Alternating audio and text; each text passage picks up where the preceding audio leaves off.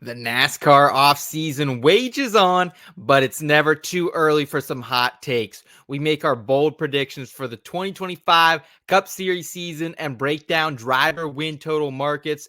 All this and more. It's the Backroad coming right at you.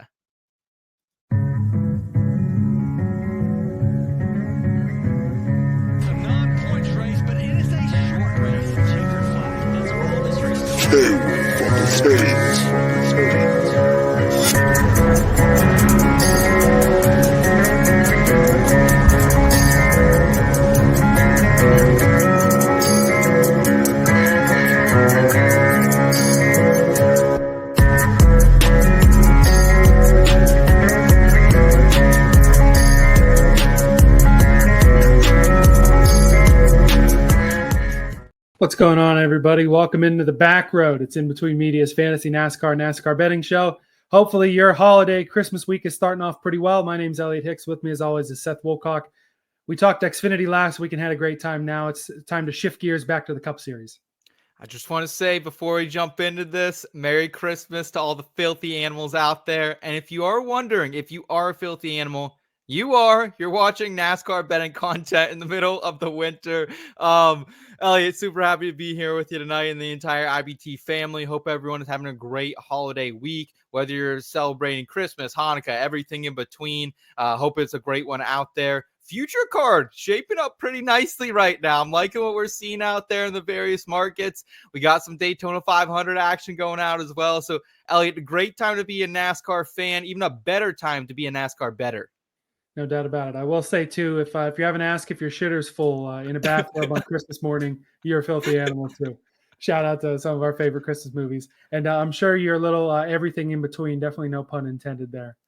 Certainly not. But yeah, so tonight we're shifting gears back to the Cup Series. We're going to discuss some of the latest news, including big changes to practice and qualifying set in for next year.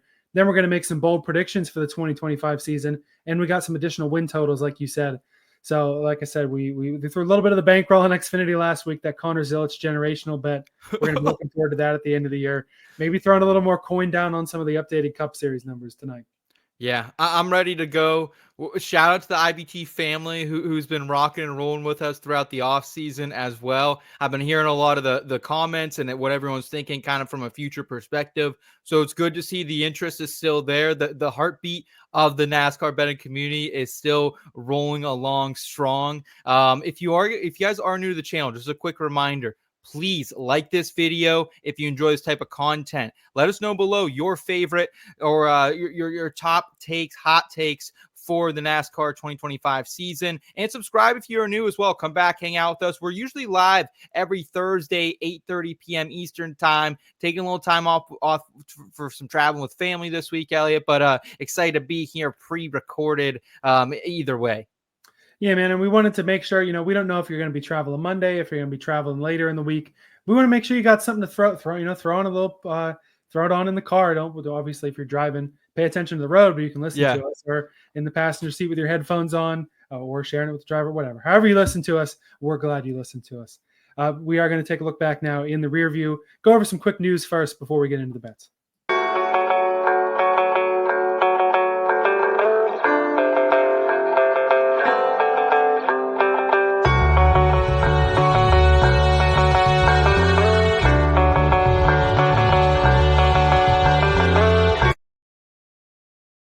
So the big news in the sport, obviously, still around the NASCAR versus 2311 and Front Row Motorsports lawsuit. The latest details as we sit here right now is that the teams won an injunction to be able to race as chartered teams in 2025. Rather than go through the legality of this, because we know that it's fast moving, appeals are pending, and we don't want to give you a bunch of outdated information, we can take some of the information that we were given and not necessarily speculate, but just kind of discuss a little bit. This injunction was granted because specifically Tyler Reddick could have had a clause in his contract that he could have opted out and gone somewhere else. And there was also similar inquiry from drivers like Bubba Wallace, Noah Gragson, Riley Herbst, and even Corey Heim, who that was kind of news that he's got something on the table with 2311, presumably a part-time deal.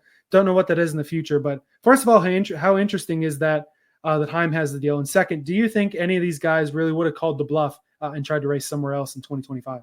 Well, it's good to know that someone in the Cup Series has a brain and it has something tied to Corey Heim right now. It was kind of shocking to see him not end up with a good Xfinity ride or even make his way up into Cup. So that was great to see. And honestly, this is just great news for these organizations. Front Row, 2311. We can get this whole SHR thing sorted out as well. They can buy those charters officially, get those underway. Gene Haas, Tony Stewart can get their money. They can go their separate ways. Everything's good. Joe Custer could settle down a little bit. He was a little riled up on the internet a couple weeks ago about that, but and rightfully so. But so this is great. And from a betting perspective, Elliot, I have been waiting and thinking and mulling over potentially a Bubba Wallace outright for the Daytona 500. But we had the issue of like, hey, is this going to be something where could him and Reddick or Gragson or the Front Row boys not make it into the 500 because they are not chartered cars? So this is great. You can bet on futures now with them. You can bet individual races. So I think it's wheels up now for both 2311 and FRM, at least in the intermediate for the 2025 season. Yeah, it's definitely a win for the teams as it stands. But let's play devil's advocate. Let's say that NASCAR claims their irreparable harm and takes it. The irreparable harm for the teams, like they said, if they would have lost drivers or lost sponsorship, as I'll talk about in a second, that's irreparable harm. And same with Joe Custer. I didn't even mention that's irreparable harm to the whatever's left of Stewart Haas Racing in the Haas factory team. That's a lot of money they sold those charters for. They're still worth a good bit. So that would have been some harm there. Yep. But if NASCAR does end up winning a potential appeal and keeping these charters unsigned, it was also noted that Love's Travel Stops, who was going to be on Todd Gilliland's car mostly, and Monster completely reconsidered their sponsorship deals.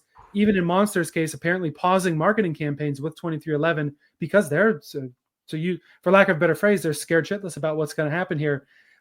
Would you foresee a scenario where maybe some sponsors pull out, and maybe if you whisk the Monster rug out, is a guy like Riley Herbst going to get thrown out of that ride at the 11th hour for a guy with money?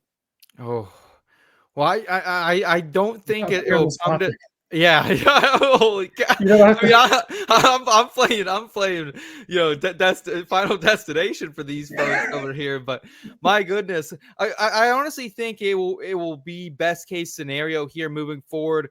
Just reading a little bit further into things and the language the judge was using, and keep in mind, Elliot, I believe this also switched hands of prosecutors as well. Yeah. So that was good because the previous judge had previously worked with NASCAR on something, so that seemed really shitty. So that's kind of good that they, regardless of what side you're on in the case, you want somebody who's unbiased as a judge. That's the point. Yeah, of a judge in the American legal system. So anyway, continue. Well, no, and I think the judge just pointed out some really good things that, look, that this could really do harm, and we need to grant this injunction. And I think the tea leaves are now out there that there's a legit case.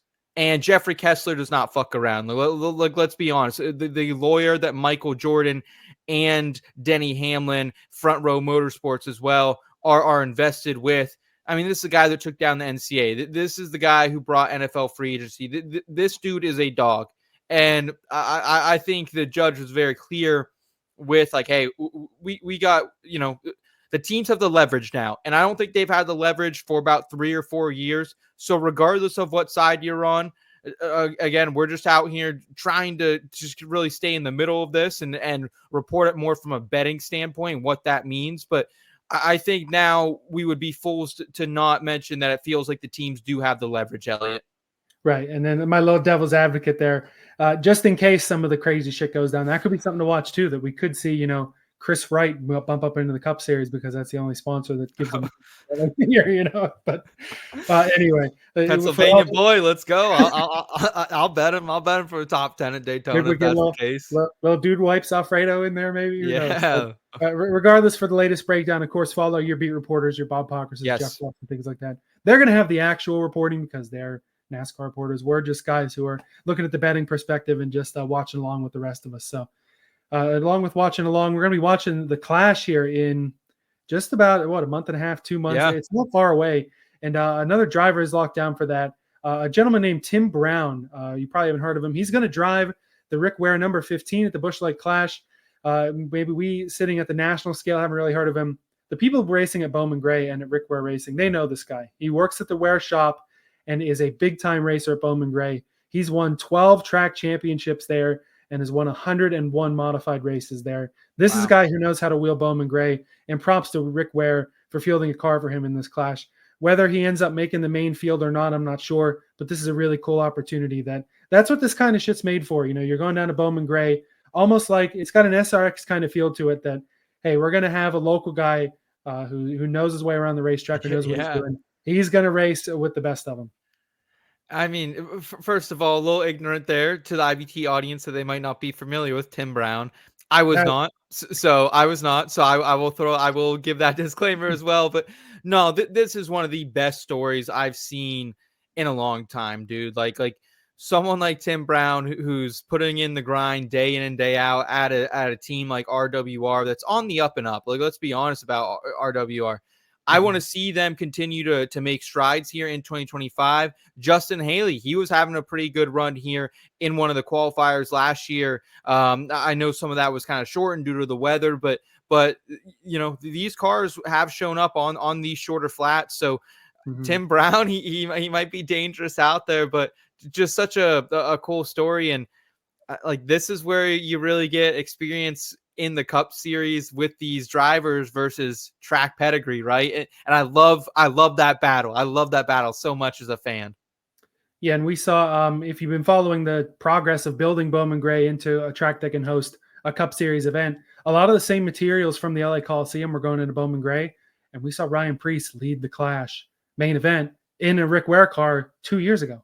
So the progress that they've made, getting a guy in here who really knows Bowman Gray, definitely big. For Ware, this is, I think, their only firmly announced Cup plans right now, but the assumption is one full-time car, probably the 51, probably Corey LaJoie, and they're running this 15 probably as an open car because they leased their other charter to run the RFK number 60 car for Ryan Preece. Either way, open, not open, make the main event, doesn't make the main event. Really cool opportunity here for Tim Brown and getting the spotlight back on Rick Ware Racing for good reasons, which is always a plus. Thank you, Rick Ware. Thank you. Good job, Rick Ware. I mean, dude, Rick Ware's done a lot of good in the last year. I don't want to sugarcoat that at all. Like, they need a hand. Maybe another one. Good job, Rick Ware. Right. Thank you. Yeah, clap your hands. Let's go. All right, and now something big. We talk a lot about practice and qualifying because it really can affect your betting models for the race. The procedures are new this year, and they've come out and been released. Xfinity and Truck also have changes, but we'll break those down another time. We still have time to the Clash in the 500. I'm sure we'll need some time to fill so we can break things down. For the Cup Series, it is divided by track, of course. The standard practice and qualifying procedure, it's still going to be group practice, 25 minutes apiece for Group 1 and Group 2. Those groups and then the qualifying. So 5 extra minutes. Yeah, correct? That's true. 5 extra minutes a group. The groups and then the qualifying order, who goes out first, who goes out last, are going to be determined by metrics. That is 70% based on the previous race finish by the owned car. So like, say the 15 is run by Tim Brown one week and then by Cody Ware the next week. It's based on where they finished the last week. Obviously, most of the full-time cars, they're running the whole year, so it doesn't matter. 70% based on that, 30% based on your owner points position. So if you're running well, but you kind of finish crummy in the last race, you can get a little bit of a boost from that. The best scoring cars in the metrics will be placed in the second group. So it looks like it'll be Group 1 is going to be, last to the middle of it and then the middle to the front in the second group, which I think does give an advantage to the cars that are running better going out there second. Yeah, I do agree. I do agree for sure. I like this metric. Honestly, I think rewarding some based on owner points for 30% is very fair. So very, very into this overall metric they're throwing out. And just the additional 5 minutes in practice, that's great. Like, we don't need the weekend cut any more short than it already is for the Cup Series guys. Yeah, unfortunately, the days are gone where you have practice and then qualifying and then another practice, happy hour practice, final practice. It's cut down. Yeah. The standard practice and the qualifying will be 1 lap and 1 round. The tracks they're using it at, Vegas for both of their races, the first Phoenix, Homestead, both Darlingtons, Texas, both Kansases, Charlotte, Nashville, Michigan, Pocono, Worldwide Technology Raceway at Gateway, in New Hampshire. So that's most of your standard tracks. It's like they giveth and they taketh, right? Because I like, from a betting perspective, practice has always been a bit more telling than qualifying for the most part. So love that we're getting 5 extra minutes per round here. I think that's great. I think we'll have a little bit bit better of groups now as well with the metric, but then like we're going back to one round. Like they made qualifying something I wanted to watch because it was fun to watch with the multiple rounds and advancing. And like I really enjoyed that. Maybe it was a little uneven, and maybe that was maybe the pushback from the teams. They're saying, oh, they went out in Group A and then had X amount of time to cool their tires, whatever it may be. Regardless, that's a little bit of a bummer. Not having a standard 2 rounds, Elliot. I think that's a real shame to me. And I know they were kind of messing around with different ways to then do the second round, but I liked how they did at the beginning of last season. Yeah, it definitely got a little fishy with the, this row is set by this group and this row is set by this group. They're making it too hard. Like I get they're trying to like make it easier for everyone to understand now, but the 2 round thing made sense and I liked it. It was fun. It was a good product. It was a good thing to like burn a Saturday morning watching, Yeah, and you will keep it at some tracks, just not on the standard practice and qualifying. The procedure now for the short tracks, which is both Martinsville's, both Bristol's, Dover, Iowa, and Richmond. Same thing, 25-minute 2-group practice, Group 1, Group 2, each get those 25 minutes. The only difference here, shorter track, they're giving you 2 laps over one round. Thank God. Thank God. Yeah, they should all be 2 laps as well. I didn't even mention the laps. Like I think it should always be 2 laps. But how do you feel about at least 2 laps on the shorter tracks that at least make you a little bit happier? And are you as jaded as I feel like I am a little bit with the qualifying? No, definitely not. I mean, 1 lap, 1 round, you get the practice, you're dialed in at that point, go out and run your fast lap. They're trying to shorten things as well, too. They're trying to shorten the weekend as much as they can. I don't want it either, but I understand where they're coming from. And it takes the complicated factor out of it. If one guy, the times they had at the end of last year sucked. 1 lap, 1 round. You run the fastest, you start first. You run the slowest, you start last. You DNQ, and you fill in from the middle. I don't mind that at all. My issue, and I think it's probably the majority of NASCAR fans' issue with this, though, is like, God damn, you're already making the weekend short enough. Like, you really are. And this gave something for fans to, hey, get to the track a little bit earlier on Saturdays before the Xfinity race. Watch this qualifying because it's fun.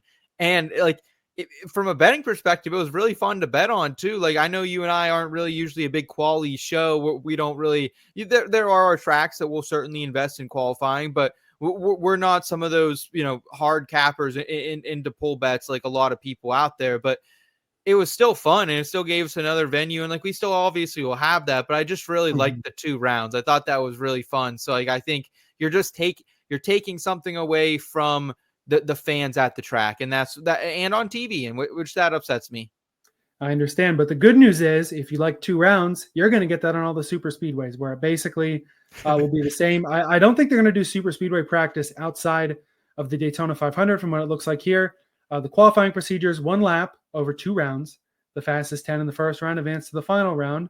Starting positions 1 through 10 then in that final round will be based on their time in the final round and the rest of the field based on the first round. That sounds pretty familiar because it's pretty much what they did last year. That'll happen at both Atlantas, both Talladegas, and the summertime Daytona race. Yeah, at least that's okay. That makes me a little bit happier, but they just have practice too, though. Like we can use just have practice. Come on. Like I know that the team should be on their shit enough to not have this happen, but if you have those situations where you're rolling it off the truck, you fire it up and something breaks, then you're screwed and you're at the back of the field. Or if you're in an open car, you could risk DNQing if there's that many cars in the field. So that's risky.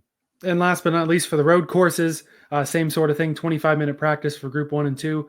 But then it'll be separate group qualifying on the road courses, 20 minutes apiece for both Group 1 and 2. And that's just 1 round. So those times will be combined together. Again, fastest, you're starting at the front. You're not so fast, you're starting at the back. The road course procedure, of course, at the Chicago Street Course, Sonoma, Watkins Glen, and the Charlotte Roval will feature that as well.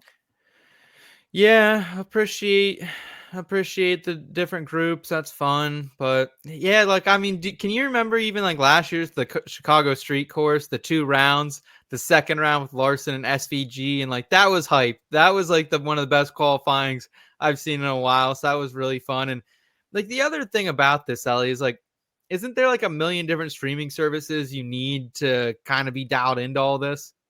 Yeah, so it's the way practice qualifying will be the first half of the year will be Prime Video, except for the Clash, the Daytona 500, and the All-Star Race will be on the Fox family of networks. And then the second half of the year, you can stream it on either Max or on True TV, I think, as well.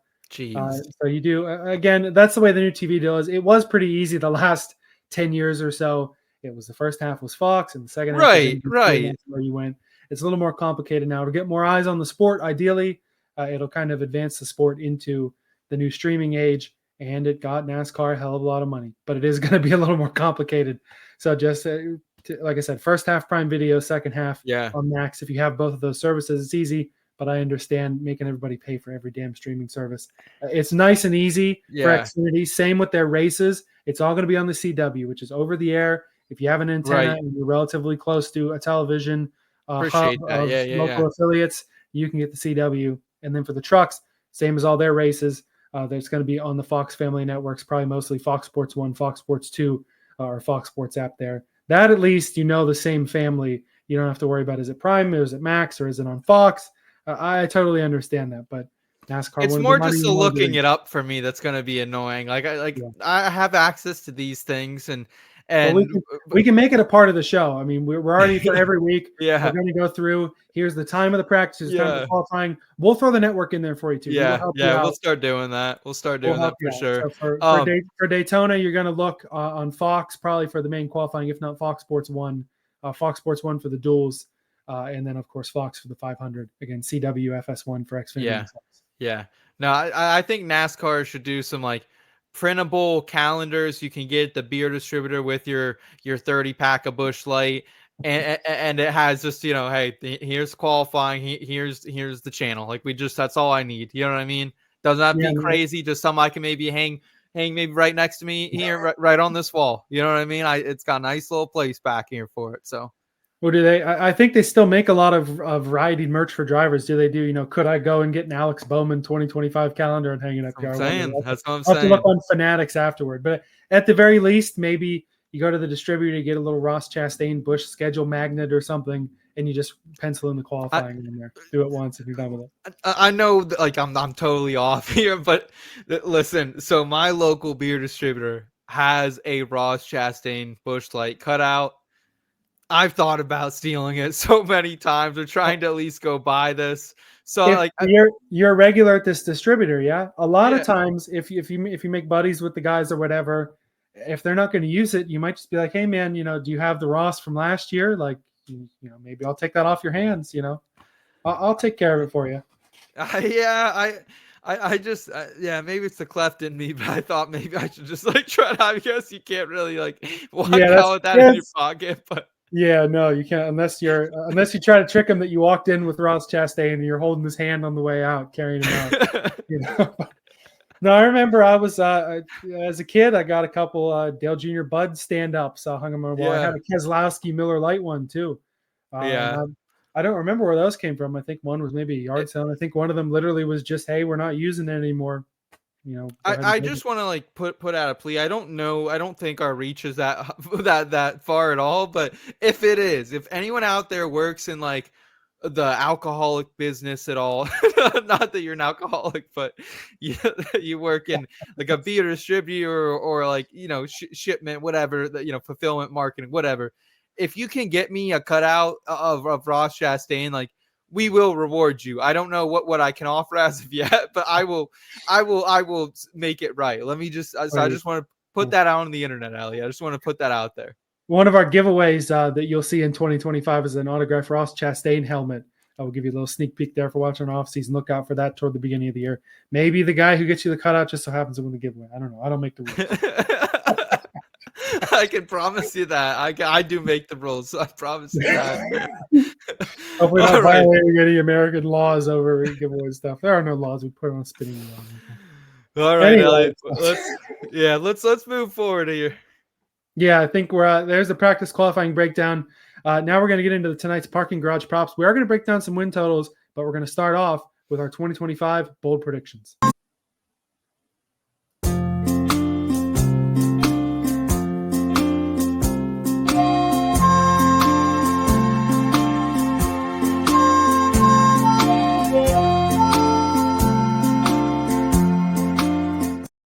All right, so between the two of us, we came up with 6 bold predictions that tie into some of the new over/under bets as well as just general bold predictions for the year. And the easiest one to start with here, it's already happened or come close to happen a couple times in the playoff era in the next gen era. I'm saying the Cup Series has over 16 winners. Whether it happens in the regular season or not, I'm not sure. But let me run you through the field a little bit. All 4 Hendrick drivers, they've all won races. They've all are relatively likely to win. Yeah. Mm-hmm. All 4 Joe Gibbs racing drivers. I know Ty Gibbs hasn't done it yet. Yeah, that's the one.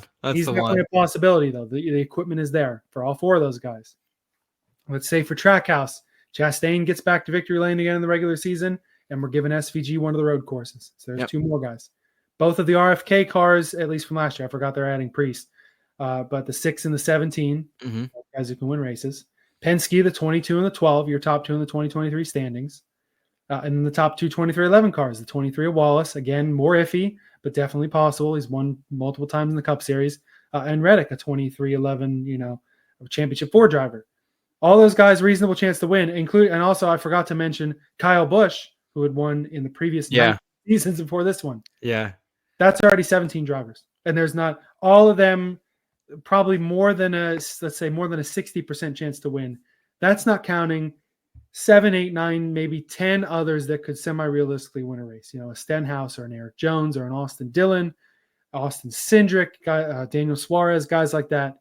I just think that the parity and the expansion and everything that we're seeing, track variety, more learning the next gen, guys kind of adjusting to their tracks, new things getting thrown in. Mexico City could be a wild card. I think we're getting ever closer to the year that nobody's able to point their way in the playoffs. This would be a great market to bet. I know Caesars has been throwing out some pretty funky futures, which was really cool to see for the first time this season. I didn't see anything out there that you could bet how many winners, but that would be a great bet. And I would love to get invested on the over because I'm with you here.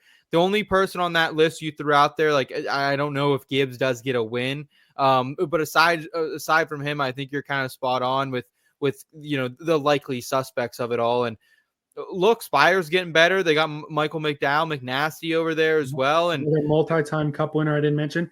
Eric Jones, I know Legacy was dog shit last year, but he's won a few races. He's always got Darlington twice a year. Yeah. So there's definitely some contenders out there, and you never know what happens at super speedways. We could see someone like Josh Berry get a win as well. Yep. So definitely a lot of suspects. So I don't think this is that bold. I think this is like a medium bold take here, Elliot. I think this is lukewarm. I think this is like this. I don't know how you like your wings, but this is like a mild, I would say. This is very mild. I would say normally I pick the mild wings. I'm not necessarily looking to get my face blown off, but maybe I should. I don't know if I want to go bold enough though to say 16 regular season winners, but maybe it's in the bold predictions hot takes. Maybe that's where I should have gone with it. You're right. Yeah. Not as good as those wings we had when we were out in Dover for that race out there out in Dewey Beach when we stayed. That was nice little. Oh, that was a great spot. That was a great spot. We rolled in. Just a little Grotto Pizza, which I think is like a chain in that area, but still, I think it was a relatively new restaurant. Pretty good wings, pretty good pizza. Empty bar for us. It was service fantastic. Our guy Rodrigo out there was just absolutely slinging the beverages. He was on top of things. Great. So yeah, if you're ever out, if you're ever going to Dover, go make the trip. Go out to Dewey Beach. Post up somewhere out there. Go to Grotto's Pizza. You won't regret it. Well, here's the problem is last year Dover was the end of April. Yeah. These towns are totally dead. This year, Dover's in the middle of July. We're not going to, if we do Dover again, we're not going to be able to stay at Dewey Beach. Good point. It's going to be more crowded, more expensive. And still, though, I mean, it was about an hour's drive from the racetrack. Was that a little old by the end of the weekend? So let me critique that. Next time Dover is in the off season of beach season. Go stay at Dewey Beach. You'll enjoy yourself. If they moved Dover back to the spring. And if you've never been to Dover, it's weird too because it's just you're driving down. It's almost like, shopping malls, strip malls, little restaurants, and then you make a corner and it's the casino, and then there's Dover's right in there. It's like a grocery store, and then 500 feet over, you're looking at Miles the Monster. It was crazy. Not like Pocono or Iowa where it's the middle of nowhere and then the track or like a Daytona or Talladega where the track's so big that is the occasion. Even Richmond is kind of you go through a little neighborhood, but then It's Richmond. You get the track. You're not turning behind a strip mall and, oh, shit, there's a racetrack. I digress. One of the winners, likely potential winners that I mentioned, you're thinking they're going to get to victory lane very early this year. Yeah, so in our early 500 episode, I couldn't really figure out why Rowdy was the favorite. Peeling back the curtain a little bit here at IBT for a minute, we're working on our first edition of our NASCAR betting model. It will be available for y'all soon. Excited for y'all to see it. But Kyle Busch rated out crazy high, Elliott, like 9 points higher than the next driver for us. Best in Daytona Next Gen finish, fourth best in Next Gen total speed rankings, courtesy of our friends over there at ifantasyrace.com. In last year's 500, number one in driver rating, number two in average running position. If you remember, he just kept going to the back. He just kept speeding on pit road, or something would happen in the pit, and he would start out back and he would make his way up. And I remember betting him them at Atlanta the next week because of how fast he was. In the Coke Zero Sugar 400, Elliott, third in driver rating, fourth in average running position, finished second in that race to HB Harrison Burton, had the sixth best average finish at Atlanta, who you know, we already mentioned, like, you can't forget what happened there, the 3-wide finish, and Talladega. So combining those finishes, he was the sixth best. So he's 10-1 at a lot of shops, but he's 12-1 over at DraftKings right now for the 500. And I'm really thinking about it. I'm thinking, maybe after the duels, could I get a better number? But I don't know if I will. So I'm greatly thinking that by the next time we talk over the holiday break, maybe, you know, think about it a little more in some downtime, that I might be down on that. So I really like that one. And it also kind of hedges that over 12.5 ticket that we smashed a couple weeks ago, looking at some of the Daytona 500 or early odds and predictions when we did that. Good point. And that's a good point, bringing up the duels too. RCR, at least as of late, not traditionally among the guys who are going to be on the front row. So the duels can go either way when you have to race in them. Obviously, if you run well, you're starting toward the front, you can get a better number. If Rowdy's kind of mid in the duels and starts 25th, you can win from anywhere with a decent car in Daytona. And for Kyle Busch too, I mentioned this in the Daytona episode, a guy like Dale Earnhardt, took him 20 years of trying, 20 years of frustration. This year is Kyle Busch's 20th Daytona 500. Wow. Yeah. It's time, man. It's time. First time you'd win since 08. Like, this is it. Like, wouldn't that be a great story too, Elliott, that he doesn't win all last year, just a cruddy season, comes back, kicks it off the banger at the 5. Let's go. I'm talking myself right into it even more. In what could very easily be a black Richard Chotis Racing Chevrolet for a guy who, you know, Dale Earnhardt in 98, you know, he had been 4 years since the title. You know, he hadn't been in his prime, kind of out of his prime. I'd say Kyle Busch is on the back end of his prime, if not just out of it. If you're a fan of superstition, you know, you can add that on to him being one of the best super speedway drivers over the last couple of years, and just how damn close he came twice last year to pulling out super speedway wins. Come on, Rowdy. I'm riding with Rowdy. I think we've talked myself into it. And dude, that's what I love about this show, is like, whether it's just you and I here on a pre-recorded episode tonight, or from the chat, is like, we can talk these things out, right? We can talk these things out. We can theorize a little bit. And dude, like, I feel like we're already both putting together some really, again, we're gonna be smart with the unit sizes, what we're doing. You know, these will be sprinkles, especially on an outright, like something like this. But I feel like we're putting really nice future cards together, and some nice 500 cards already. It feels good to have some investment and skin in the game here. No doubt, man. I'm certainly optimistic, and being able to talk things out together. This is a driver who was completely off of my radar for any sort of bet upcoming. He was off my radar. Then you mentioned him for a title bet just because the odds were so long. Yeah. And I was like, well, you know, maybe there's a cash out possibility there for Cole Custer, or maybe there's even race winning speed. He's done it before for what was Stewart-Haas Racing, obviously. My hot take, Cole Custer gets back to victory lane. You know, getting him in the playoffs would make those championship tickets, just the wildly long numbers, it would make the book sweat. And Cole Custer has been so disrespected so far as well. They didn't even put him on the over-under board as for right now. And they have probably at least half the field, if not more, over on Caesars, and probably more on other books too. They don't have one for Cole Custer. And recently a report came out from Custer's crew chief that this Haas factory team in the Cup Series car is basically a fourth RFK car. You know, the 617, the 60 they're adding, and then Haas factory team working in an alliance with RFK. We've seen RFK cars go to victory lane each of the last couple of years. Keselowski broke his duck and won for the first time in 100+ races. Chris Buescher, won last year at the Glen, had 3 wins in 23.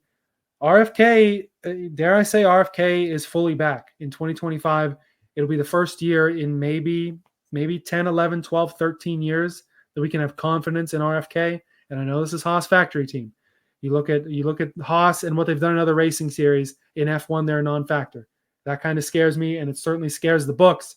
But I think Custer's got the talent, and knowing that their alliance is this close with RFK, with how well Custer has done in Xfinity, I just think it all will come together, and he'll get back to victory lane in his return to the Cup Series. Absolutely, and we talked about it on that show when I did take that 300-1 bet out there, which I still think is available at some books. So go poke around if you can find a 300-1. I still think it's worth like a tiny nibble. Like I'm talking, like a 10th of a unit, a 15th of a unit, however far you want to go. But I think it's worth a look, and specifically because we touched on lead engineer from Chris Buescher's team, Aaron Kramer. He's who's going to be on top of the pit box for Cole Custer. He was on Sirius this past week, Elliott, and he was talking about how it kind of feels like he's still working at RFK in a way because everything he asked for, all the resources he's looking for, he still has. He feels like nothing has changed. Obviously, they're not on the same campus like Rick Ware Racing is, totally separate building, but he feels like they have those same resources. So I feel like it's only wheels up, and like honestly, Cole Custer is a damn good driver as well. So look for him at places like Indy. Look for him at Dover.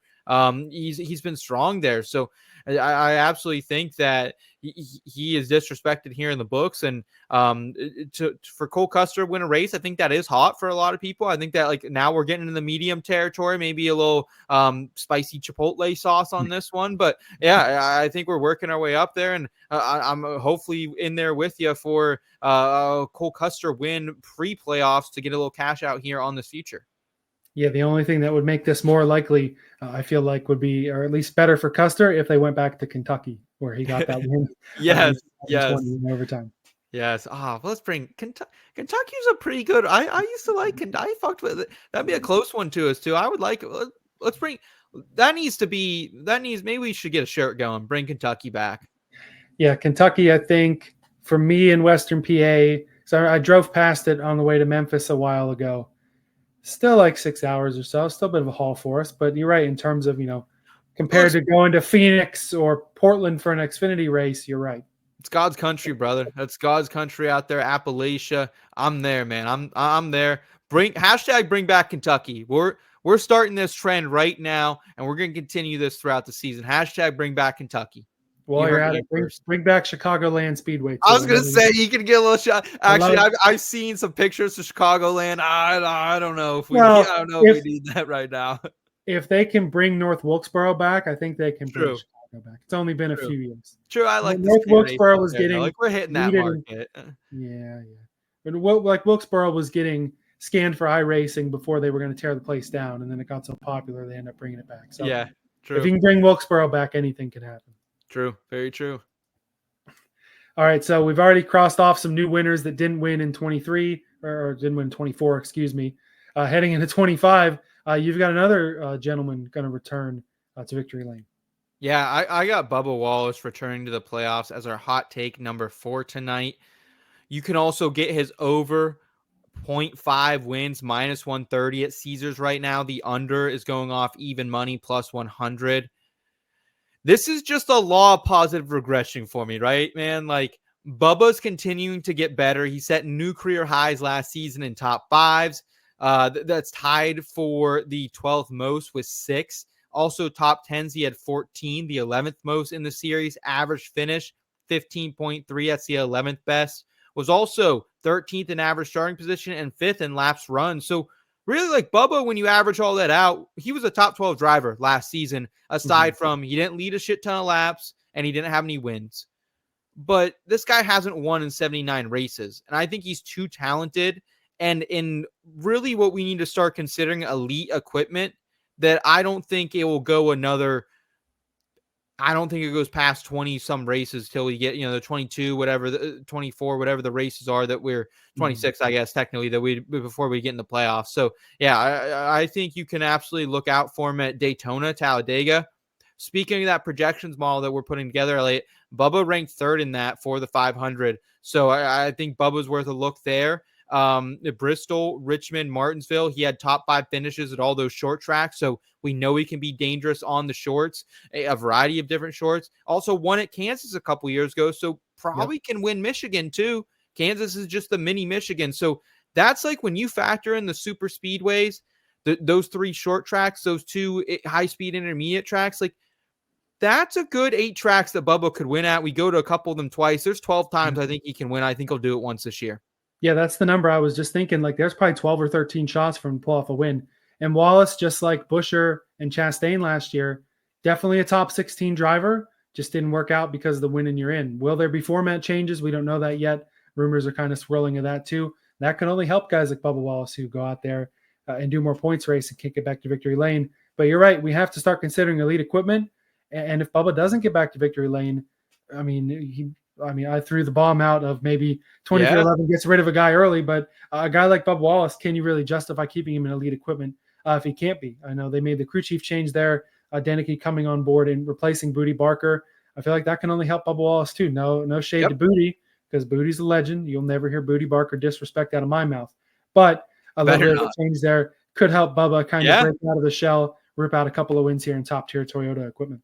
Well, sometimes this is what you just need, right? Like we've seen it time and time again in the sport. We've seen it whether it's in college football, whether it's in professional football, every sport. Sometimes you just need a refresher, a manager gets sacked, whatever it is.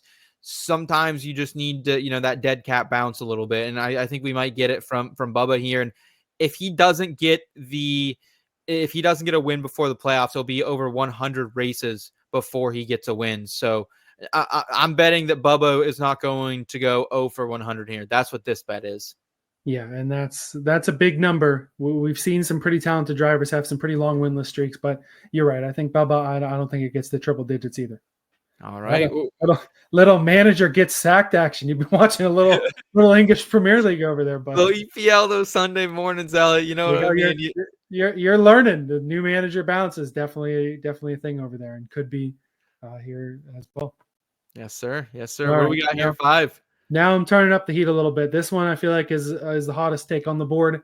I'm going the number 9 at Chase Elliott, the winningest Hendrick driver in the regular season. That's hot. It's tough because clearly Byron and Larson have surpassed him as the top dog at HMS. But I think Chase is a guy who obviously has got championship talent. He's won multiple races in a few seasons. Won it in 2020, took the whole title home. His over-under is only at 1.5. The over of that is minus 150. The under at plus 120 right now in Caesars.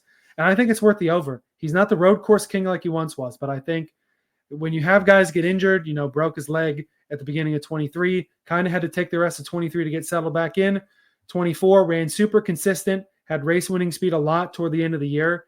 Obviously broke the duck, got the win in the Hooters car at Texas there in the spring.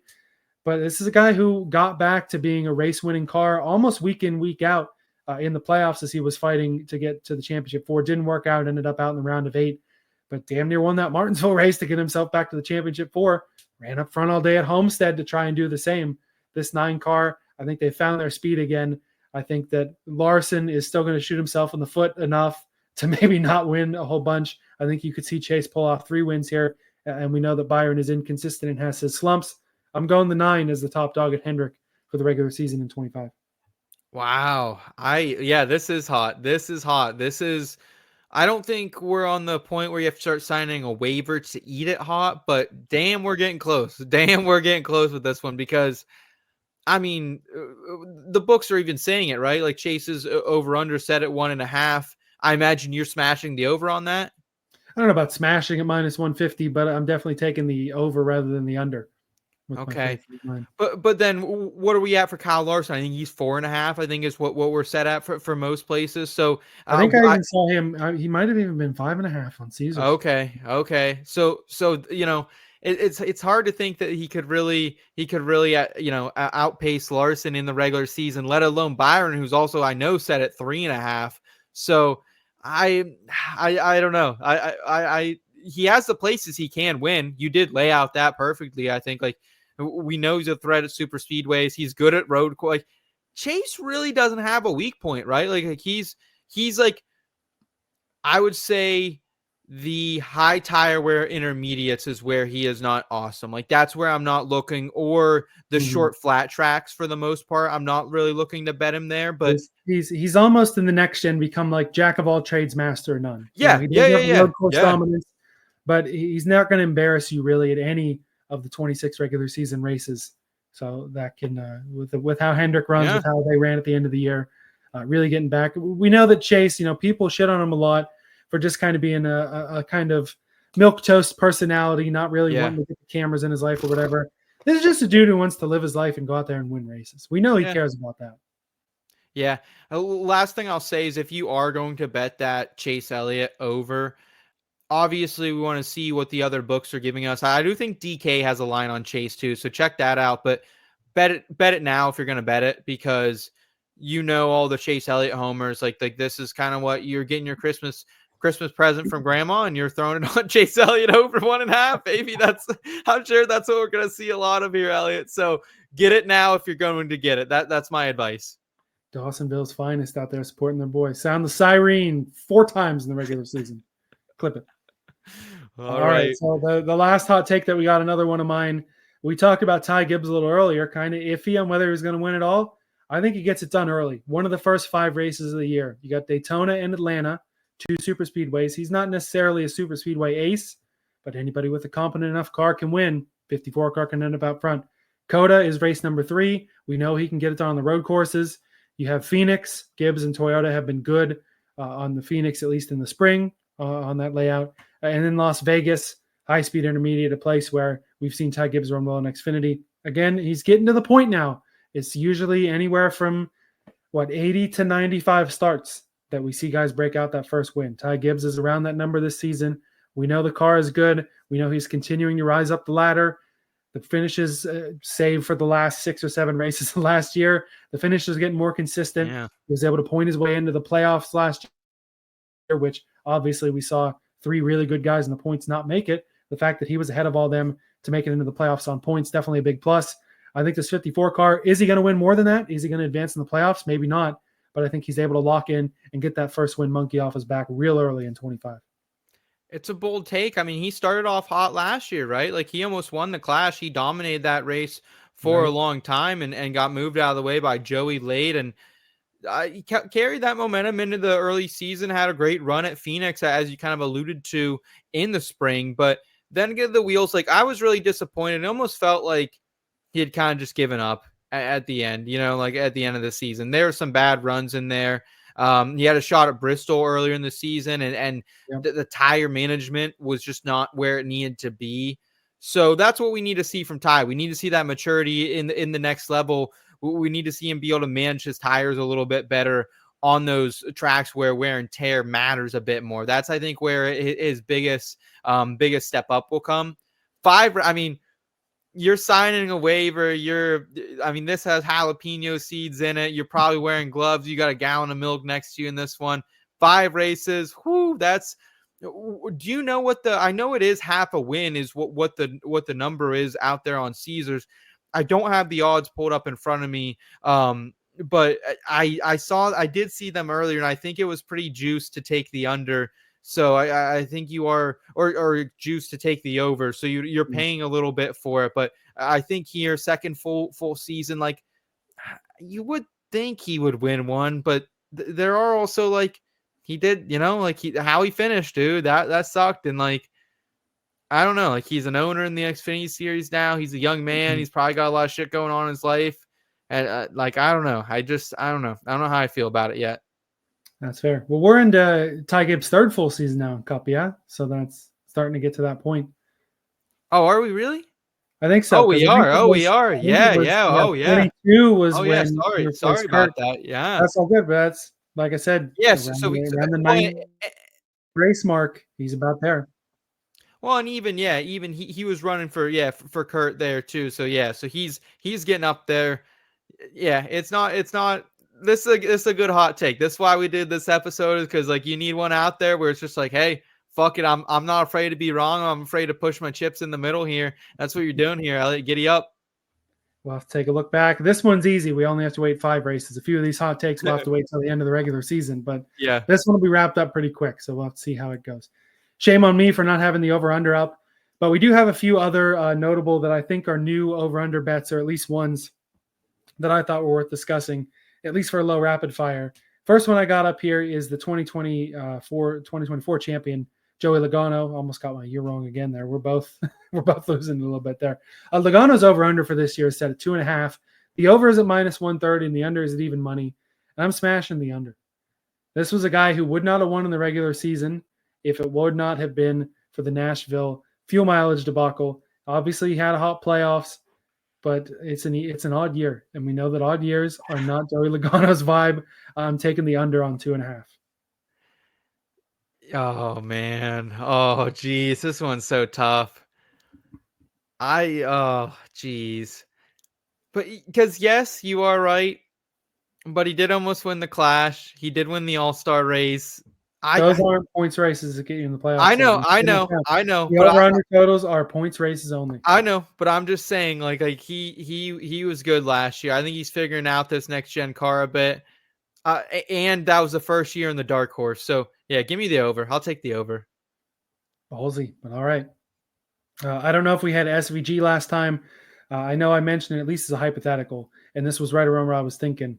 1.5 is his over-under. The over at -150 and the under at +120.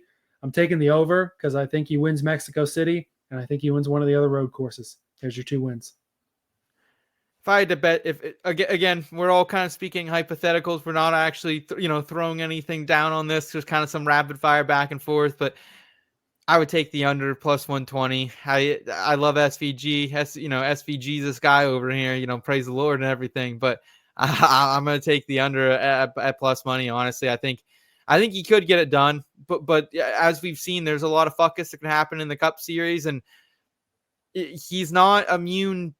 I used to think this guy could, do no wrong, but we saw him slip at the Glen when Buescher got around him and lost a lot of money that day. Lost a lot of money on Chicago with him, and won a lot of money on him earlier in the season in the Xfinity Series, Sonoma, Portland, you name it. But I just think I'm a little worn down. I think some fuckery can happen, and 1.5's a lot.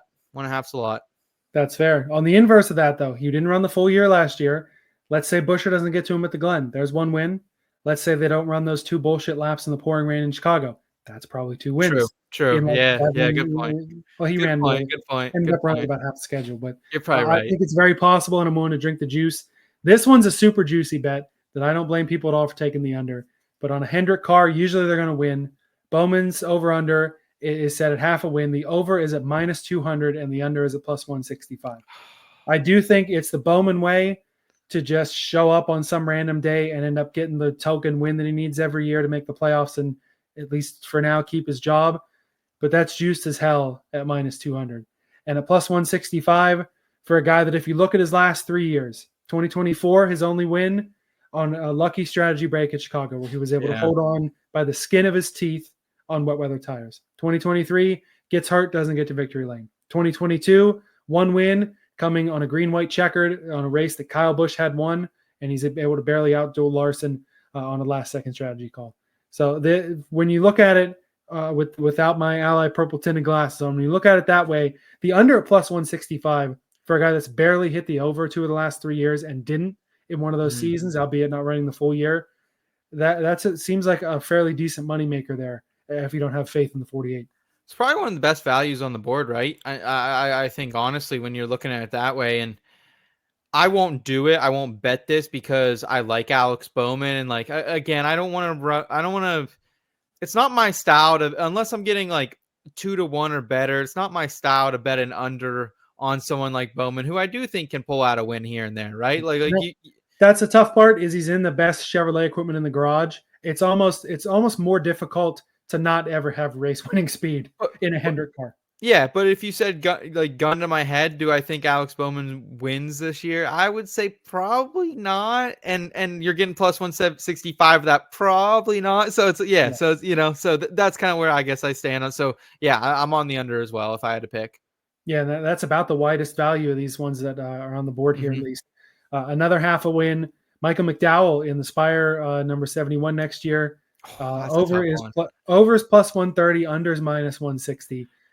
honest to God, he probably has about the same shot as Bowman to win a race, and you're getting plus money for the over rather than for the under.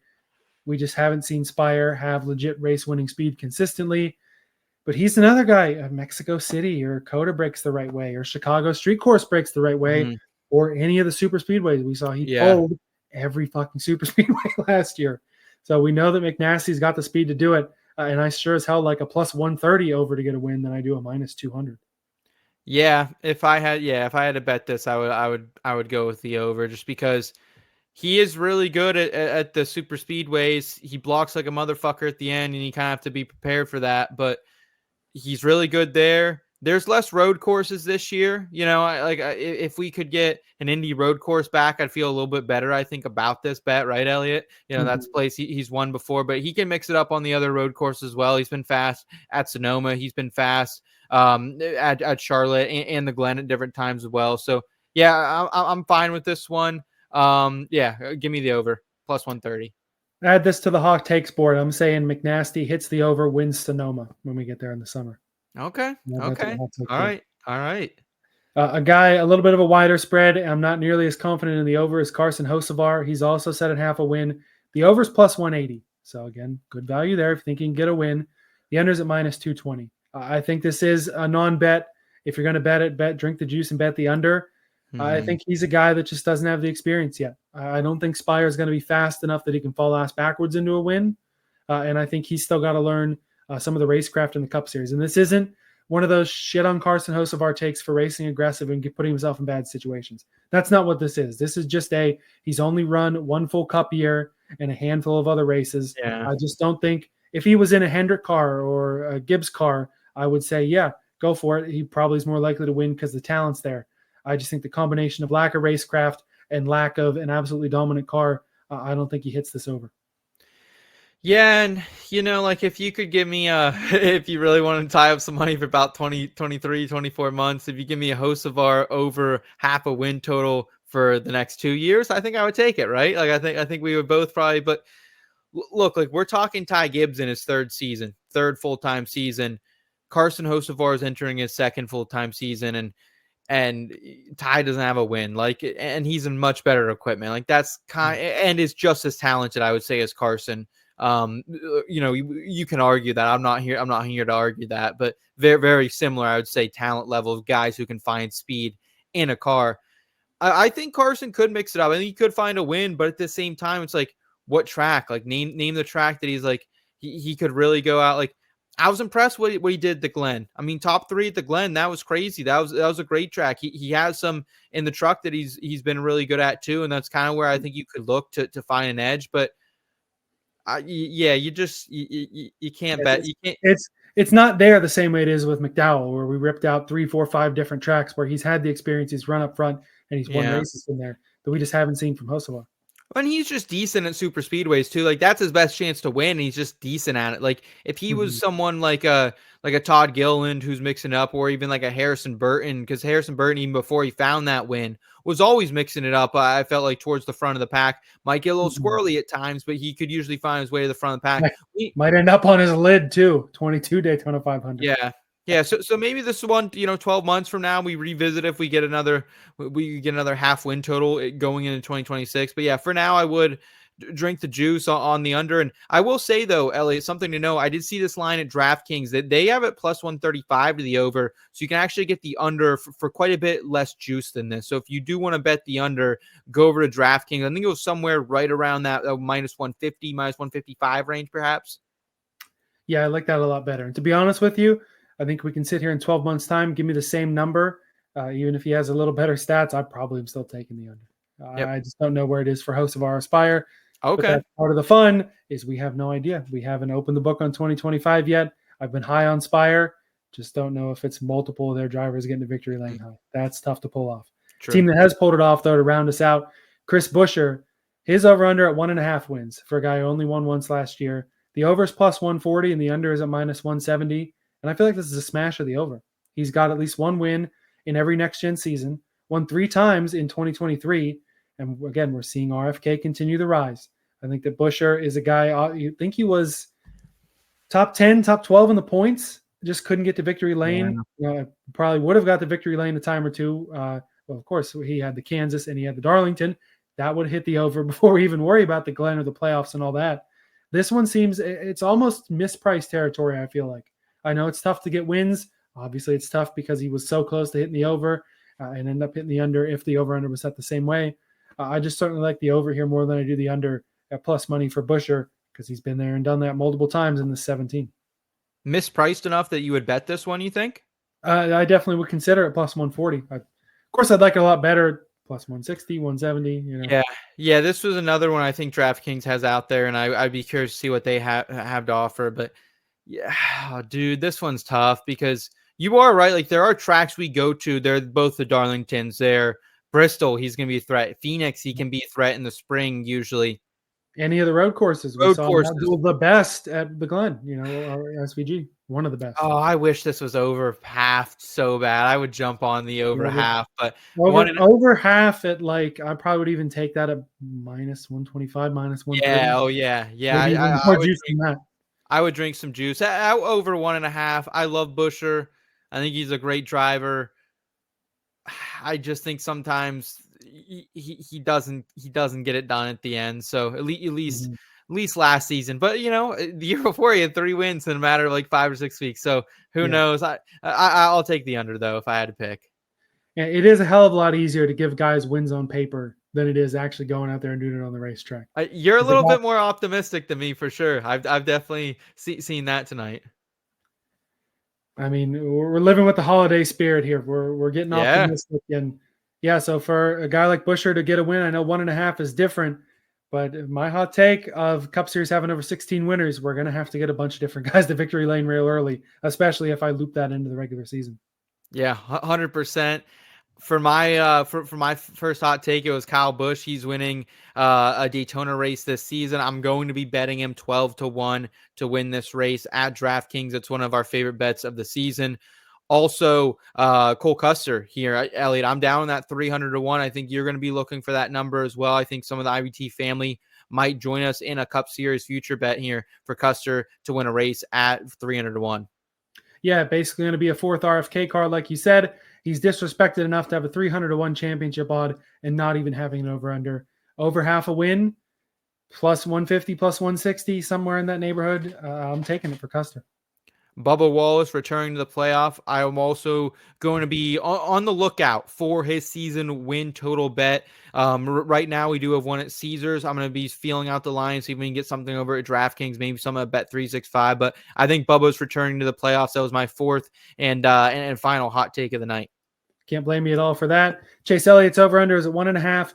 I threw out there. I've got him winning 4 times in the regular season, winningest Hendrick Motorsports driver, knocking out Larson, Bowman, and Byron. And I've also got Ty Gibbs getting the monkey off his back, getting his first win in one of the first 5 races, Daytona and Atlanta, have the super speedway factor. He's good at road courses with Coda. Then you got Phoenix where he's run well, and Las Vegas where anything can happen in Sin City.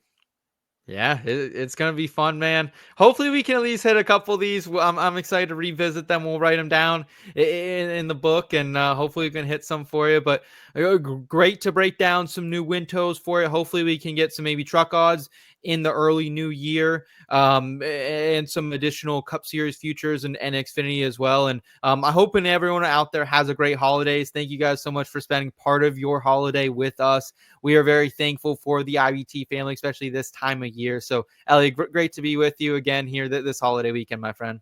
No doubt about it, man. Safe travels to everybody. Merry Christmas. Enjoy your Hanukkah. Enjoy your Kwanzaa. Enjoy your Boxing Day. Enjoy your New Year. Enjoy your Festivus, December 23rd. Yeah. All you Seinfeld fans out there. Enjoy your holidays. Thanks for rolling down the back road with us in 2024. And we are so excited to get back in 2025 and rev up the new NASCAR season.